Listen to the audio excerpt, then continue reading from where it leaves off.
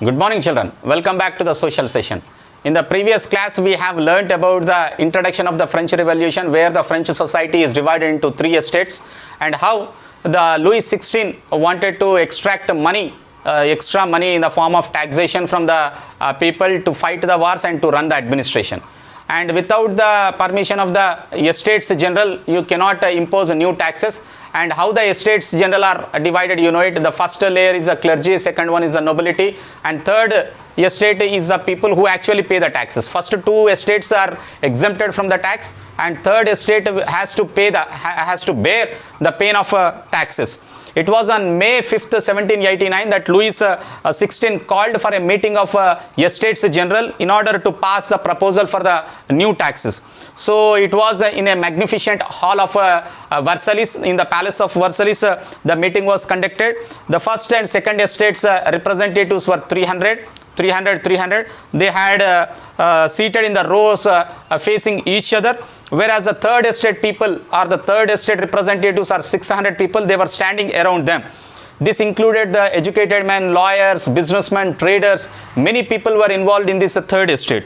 So the peasants, artisans and women were not allowed to enter the assembly hall at all, and however their problems and demands were written and sent with the 600 representatives of the third estate in the form of 40,000 letters. So earlier each state has only one vote. In the voting they have only one vote. Entire first estate will have one vote, entire second estate will have one vote, and entire third estate will have one vote. So the Louis XVI wanted the same thing to be continued even in the proposal of taxation also, the same practice. But the members of the third estate has demanded voting to be done by the assembly as a whole. That means where each member would have one vote, and this was the democratic principles which was suggested by the philosophers like Rousseau in his book called as a social contract. The same principle they asked, the third estate people have asked. So this proposal was rejected by the king, and the third estate people protested against this, and they left the assembly. In protest, they have left the assembly. The representatives of the third estate has gathered representing the whole French nation on 20th June 1789. They assembled in the hall of an indoor tennis court in the grounds of Versailles, and they declared themselves as a national assembly now. Now see, they had come out of the meeting of Versailles Treaty, and they had gathered, only the third estate people have gathered in the tennis court, and they have declared that they represent the whole nation of the France, and that is a national assembly.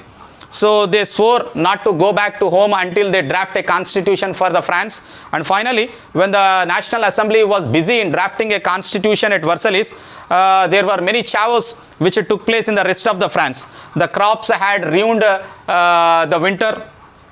Because of the extreme winter, the crops got failed, and the prices of the bread went up, and there were a lot of chaos which occurred. Bakers misused this situation, and they have increased the prices of the bread.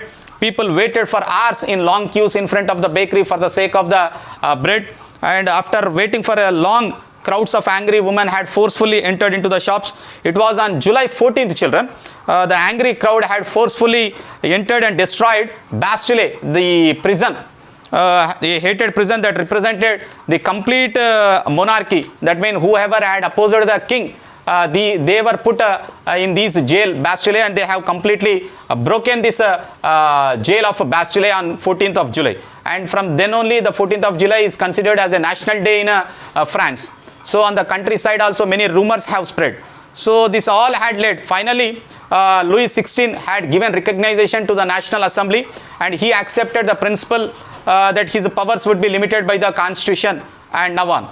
That was on the night of 4th August 1789. The assembly has passed a law to ban the feudal system of taxes and obligations which were in practice introduced by the king, that is Louis XVI. Members of clergy were forced to give up their privileges which were enjoying through the church, and many other things like tithis and tailis were also banned. Land owned by the churches were taken back from them.